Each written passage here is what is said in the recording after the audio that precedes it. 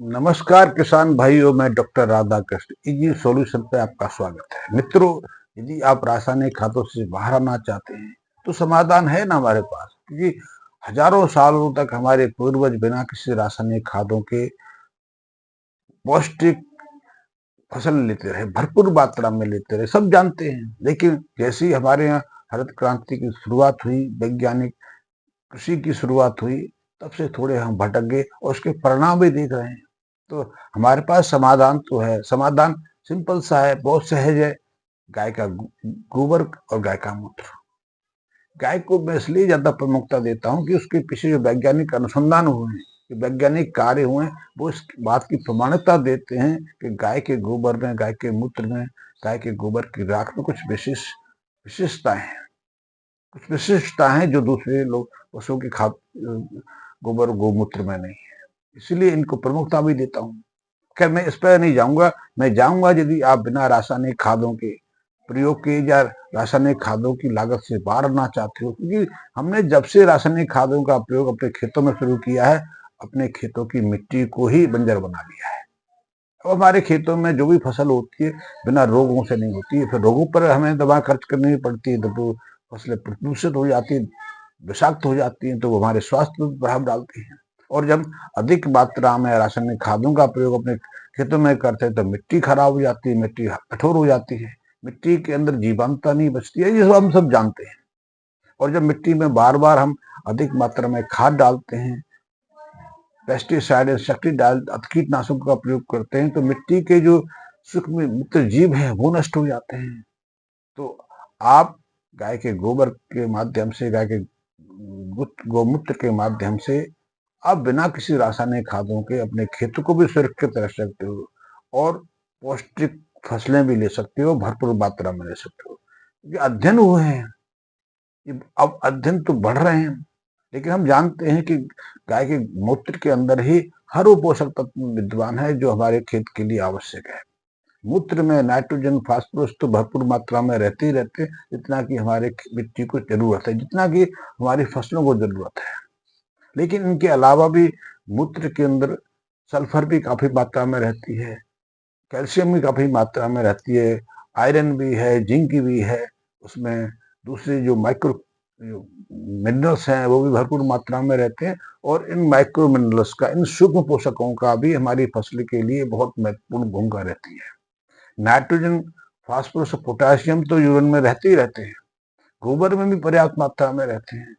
और गाय के मूत्र में जितना नाइट्रोजन है उतना हमें यूरिया खाद से नहीं मिलता है, क्योंकि यूरिया खाद से तो नाइट्रोजन तब मिलेगा जब उसका उपाचन होगा, वो मेटाबोलाइज होगी मिट्टी में जाके, उसके लिए भी सूक्ष्म जीवों की आवश्यकता है। और मूत्र का यूरिया है, यूरिक नाइट्रोजन है, तो सीधे ऑर्गेनिक मात्रा में उपलब्ध फसलों को हो जाता है। इसलिए जब भी आप गौमूत्र का प्रयोग अपनी फसलों में करते हो तो दूसरे तीसरे दिन आप देखते हो कि फसलों में हरियालीपन ज्यादा आ गई, नई जान आ गई, टॉनिक मिल गया, उनकी ग्रोथ में परिवर्तन आ गया। तो आप जो गाय का मूत्र है उसको सीधा प्रयोग कर सकते हैं, लेकिन ताजा मूत्र से थोड़ा परहेज करें। ताजा जो मूत्र है उसमें कुछ टॉक्सिक इफेक्ट रहते हैं, उसकी नाइट्रोजन है वो सीधा तीव्र प्रभाव डालती है। तो आप पुराना गाय का मूत्र लेंगे तो उससे अद्भुत कोई टॉनिक हमारे खेत के लिए, हमारी फसलों के लिए नहीं। इतना ही नहीं, गौमूत्र में तो और भी केमिकल रहते हैं। सिर्फ nitrogen, phosphorus, potassium, calcium, zinc, sulphur यही नहीं रहते, उसमें तो और भी कई पोषक तत्व हैं। उसमें पर्याप्त मात्रा में कार्बोलिक एसिड रहता है, इंडोल रहता है। कार्बोलिक एसिड तो सबसे अच्छा एंटी बैक्टीरियल तत्व है, वो फंजीसाइड है, फफूंदियों से मुक्ति दिलाता है। और इंडोल है, ये उसके अंदर भी ये गुण है, उसमें गंध भी है। गंध ही बहुत सारे कीटों को हमारी फसलों से, हमारी मिट्टी से दूर रखती है। इसीलिए जब हम गाय के मूत्र का प्रयोग करते रहते थे तब हमारी फसलों में किसी तरह के कीटों का आक्रमण नहीं होता था, और आज भी है। आप यदि अपनी फसलों में लगे कि उसमें किसी तरह के रोगों का आक्रमण हो रहा है या रोगों का प्रसार शुरू हो गया, फसलें झड़ रही हैं, कीड़े पड़ रहे हैं, इल्लियां पड़ रही उसमें बढ़ने लगी, तो बहुत सहज सा है कि आप उसमें गौमूत्र का छिड़काव कर दीजिए या उसको और विशिष्ट बना लीजिए। और इस गौमूत्र के प्रयोग से न केवल आपकी फसलों को ऐसे कीटों से सुरक्षा मिलेगी, ऐसे रोगों से मुक्ति मिलेगी, बल्कि उनको विशेष ऐसे जैव रसायनों का प्रभाव भी मिलेगा कि उससे ग्रोथ भी बढ़ेगी, फसलों की शाइनिंग भी आएगी, फसलों का टेस्ट भी सुधरेगा। और सबसे बड़ी चीज तो ये है कि ऐसे गौमूत्र का, गोबर का प्रयोग आप मिट्टी में बार बार करेंगे तो उसकी पोषकता भी बढ़ेगी, उसकी उर्वरक क्षमता में वृद्धि होगी, उसकी हार्डनेस है वो दूर हो जाएगी। और यदि निरंतर आप गौमूत्र का, गाय के गोबर का प्रयोग अपनी मिट्टी में करते हैं तो मिट्टी बहुत भुरभुरी हो जाती है, मिट्टी के अंदर ऑर्गेनिक कार्बन की दर बढ़ जाती है कि गोबर तो ऑर्गेनिक कार्बन का सबसे अच्छा स्रोत है। और जब ऑर्गेनिक कार्बन हमारी मिट्टी में भरपूर मात्रा में रहता है तो मिट्टी भुरभुरी नहीं रहती, उसकी जल धारण करने की क्षमता भी बढ़ जाती है, उसमें हमारी जो पौधों की जड़ें हैं वो अधिक गहराई तक जाती हैं। तो आप इसका भी प्रयोग कर सकते हैं। और इसको और मूल्यवान बनाना हो तो उसके लिए जो नीम की पत्तियां हैं उनकी पेस्ट उसी गौमूत्र में तैयार कर लीजिए, उसमें कुछ गोबर डाल दीजिए, उसमें कुछ मात्रा में गुड़ डाल दीजिए, चाहो तो बेसन डाल दीजिए। बेसन और गुड़ का प्रयोग इसलिए किया जाता है क्योंकि उसे जीवामृत बनाना है, उसे बीजामृत बनाना है, उसे घनामृत बनाना है। तो गोबर में यदि हम बेसन का प्रयोग करते हैं, हम गुड़ का प्रयोग करते हैं, तो हमारे जीवाणुओं को, हमारे सूक्ष्म जीव यदि गोबर में और गौमूत्र में हैं, उनको अपना संवर्धन करने के लिए पर्याप्त मात्रा में ऊर्जा मिल जाती है और पर्याप्त मात्रा में अमीनो एसिड्स भी मिल जाते हैं। इससे उनको प्रोटीन बनाने में सहजता रहती है। और जब इसका प्रयोग हम फसलों के ऊपर स्प्रे के रूप में करते हैं तो फसलों पर भी उसका एक सकारात्मक प्रभावशाली प्रभाव पड़ता है।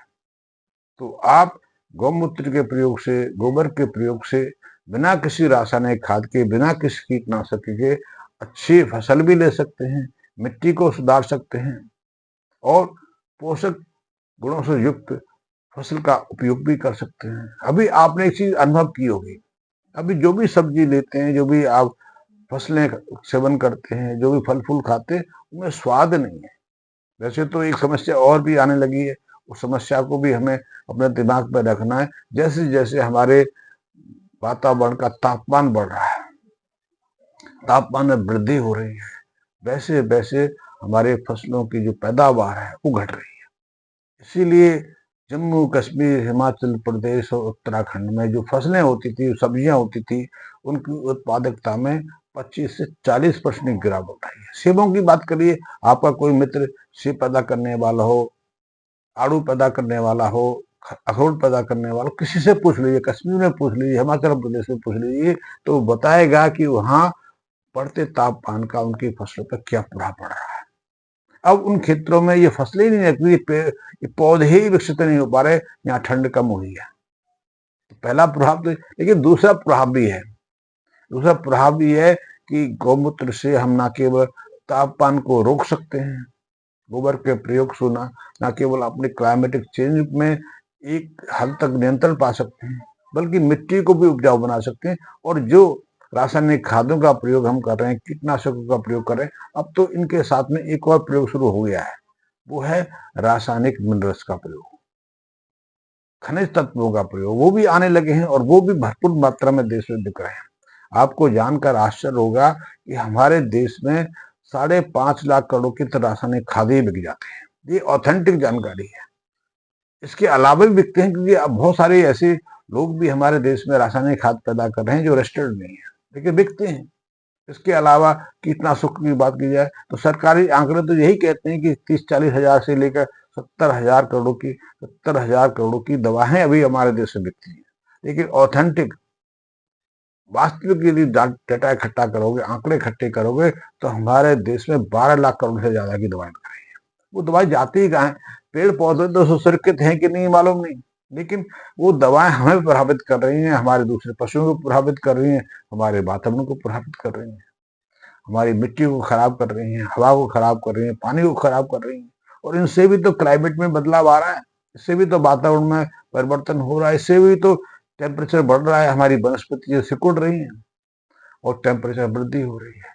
तो आप मात्र गौमूत्र के प्रयोग से, गोबर के प्रयोग से अपनी फसलों को सुरक्षित नहीं रख सकते, अपने लागत कोई कम नहीं कर सकते, बल्कि स्वास्थ्य को भी सुधार सकते हैं। अपना स्वयं का स्वास्थ्य हो, परिवार का स्वास्थ्य हो, समाज का स्वास्थ्य हो, या फिर जो वातावरण के क्लाइमेट में जो परिवर्तन हो रहा है, जो तापमान बढ़ रहा है, मिट्टी खराब हो रही है, जल प्रदूषित हो रहा है, हवा प्रदूषित हो रही है, उससे भी अपने जो वातावरण को सुरक्षित रख सकते हैं। तो गौमूत्र के जैसे मैं प्रयोग की, यदि आपको मैं आपको एक प्रयोग देना चाह रहा हूँ। यदि आपको लगता है कि आपकी फसल में किसी तरह के रोग की शुरुआत होगी, नियंत्रण नहीं हो रहा है, आपने बहुत सारी दवाओं का प्रयोग कर लिया, आपने हजारों लाखों रुपए की दवाएं खरीद के अपनी फसलों में छिड़क के देख ली, लेकिन आपकी रोग, आपके वो कीट नियंत्रण नहीं हो रहे, तो सहज सा प्रयोग करके देख लीजिए। आप अपने आसपास यदि नीम के पत्ते हैं तो नीम के पत्ते ले लीजिए, और आप एक काम करिए, पहले 10 लीटर के आसपास गौमूत्र ले आइए।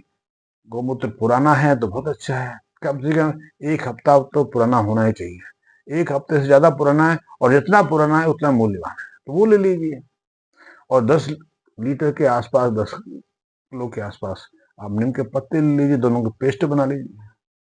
आप अच्छी पेस्ट बना के उसमें आप 2 किलो के आसपास गुड़ डाल दीजिए, और 10 किलो के आसपास ही गाय का ताजा गोबर पर डाल दीजिए। उस पात्र को आप प्लास्टिक के ड्रम में भर के या मिट्टी के मटके लेकर, उनमें 2 मटके, 4 मटके, 6 मटके, जितना भी जरूरत पड़े उनमें भर के उसको थोड़े दिन के लिए, क्योंकि ये आपके वातावरण पर डिपेंड करता है, तो उसे छाया में कहीं भी रख दीजिए, घर में रख दीजिए, किसी पेड़ के नीचे रख दीजिए। गर्मी का ताप वातावरण आपके यहाँ शुरू हो गया है, यदि आपके यहाँ तपस जो है 30 डिग्री से ऊपर हो गई है, तो तीसरे चौथे दिन आपका ये तैयार हो जाएगा।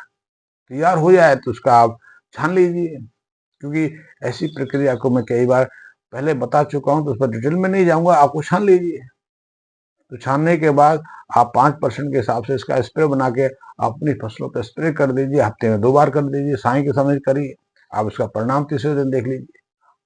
तो आप देखेंगे कि 3-4 स्प्रे के बाद आपकी फसल पर जो कीट हैं, जो रोग हैं, वो 40 से 60% घट जाएंगे। फसल पर रोगों का आक्रमण ही नहीं घटेगा, कीटों की संख्या ही नहीं घटेगी, फसलों में नई जान आ जाएगी, फसलों में नई फ्लावरिंग शुरू हो जाएगी। नई फ्लावरिंग के बाद उसमें फल लगने की प्रक्रिया है, बीज आने की प्रक्रिया है, दूसरी चीजों की प्रक्रिया है, उसमें वृद्धि हो जाएगी। यदि उनकी वृद्धि रुक रही थी, नई शाखाएं नहीं निकल पा रही थी, या फूल झड़ने लग जाते, तो उसमें भी रुकावट आ जाएगी। तो इस प्रयोग गौमूत्र को, गोबर को, गुड़ को, गोबर को आप 3 से 4 बार रिपीट कर सकते हैं। यानी कि आपने छान लिया, बच गया उसका गोबर, तो बचना ही बचना है, तो उसमें आधा किलो गुड़ दोबारा डाल दीजिए। गुड़ और जो बेसन है बहुत महत्वपूर्ण है, तो वो दोबारा से, लेकिन पहले की तुलना में आपको 1/4 डालने हैं, तो वो डाल दीजिए, उसमें पानी भर के फिर दीजिए 3-4 दिन के लिए। ये सर्दी का मौसम है तो उसको हफ्ता 10 दिन तक रखना पड़ेगा, उसका प्रयोग करिए। लेकिन आपको ये अवश्य है कि इसके प्रयोग से आपको अच्छा लाभ मिलेगा, सकारात्मक लाभ मिलेगा, और आपको जो चिंता है अपनी फसलों को लेकर, जो आप रासायनिक खादों का प्रयोग कर रहे हो, कीटनाशकों का प्रयोग कर रहे हो, फिर भी उसके परिणाम नहीं मिल पा रहे, आपकी फसल विषाक्त होती जा रही है, टेस्ट खराब होता जा रहा है, फसलें कच्ची अवस्था में झड़ने लग जाते, फूल झड़ जाते हैं, या फलों में कीड़े लग जाते हैं, सब्जियों में कीड़े लग जाते हैं, तो उनसे सर क्या बस मिलेगी? आप सर कर सकते हो। गौमूत्र, गोबर का बहुत अद्भुत रासायनिक प्रयोग है, इनकी जो एनालिसिस हो रहे हैं, इन पर वैज्ञानिक परीक्षण हो रहे हैं, इनके परिणाम बहुत अद्भुत है, और इस पर फिर हम चर्चा करेंगे। धन्यवाद मित्रों।